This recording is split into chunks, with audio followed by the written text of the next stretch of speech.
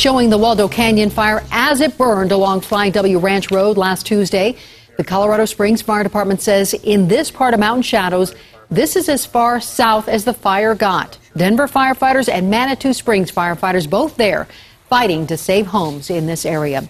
7 News reporter Mary Conway seeing firsthand the devastation left behind. And Mary, quite an emotional scene today. Absolutely, Ann. We're right at the foot of Mountain Shadows, and you can see some of the foundations that are still just absolute rubble behind me. When you see all of the mangled metal and just how hot this fire was, it is amazing that more people weren't killed. A set of golf clubs and a few kitchen dishes, just some of the only items still recognizable in the devastation after the Waldo Canyon Fire. 347 homes were destroyed. This area, called Mountain Shadows, is particularly hard hit. Everywhere you turn, only foundations and rubble. A motorcycle appears to be melted into the ground, but children's toys sit nearby.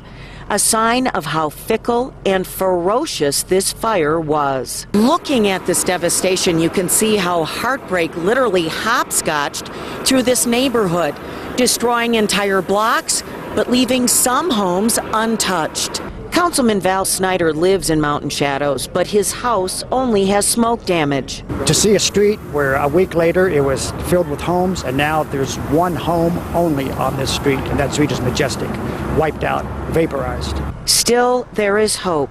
The Colorado Springs Fire Department managed to stand its ground and save hundreds of nearby homes. My number one emotion is complete thanks for all of the people in the city. Cops, firefighters, we had utility wildland crews that were up there. And it truly is amazing when you see the devastation and what an inferno it must have been, and the flames that we saw on that video right before you came to me. Just how incredibly hot all of this is. It's amazing that they were able to save some of the nearby homes and that more people weren't killed. Reporting live, I'm Mary Conway, 7 News. You're absolutely right. Thank you, Mary. Waldo Canyon evacuees returning home are being asked to place any rotten food in dumpsters around the burn area. Power was cut off for days in much of the burn area. Many homeowners are just now realizing how much of their food has spoiled. And while firefighters are slowly getting this fire contained, hotshot crews like this one from Vandenberg Air Force Base in California, they're working on the interior, putting out hotspots and taking steps toward actually getting the fire out.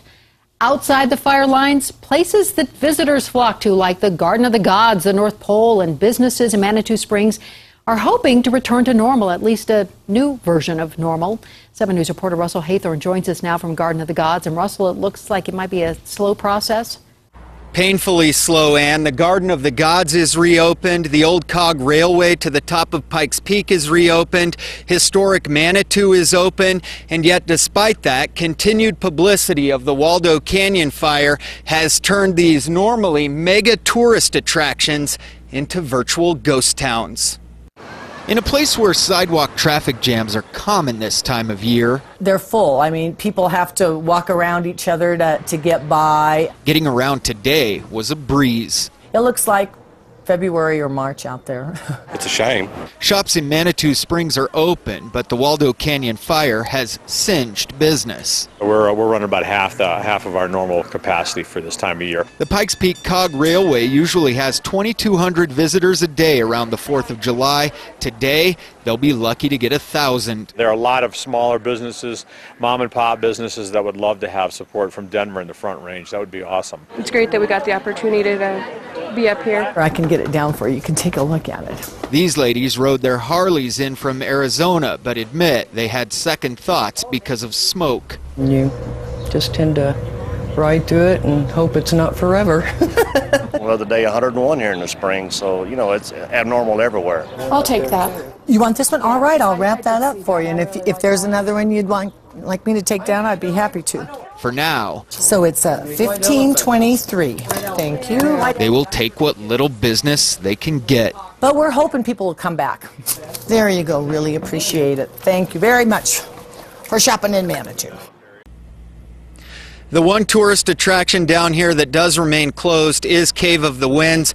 But as for those like Garden of the Gods that are now open again, if you don't have 4th of July plans, They'd love to see you down here this week. Live in the Garden of the Gods, Russell Haythorne, 7 News.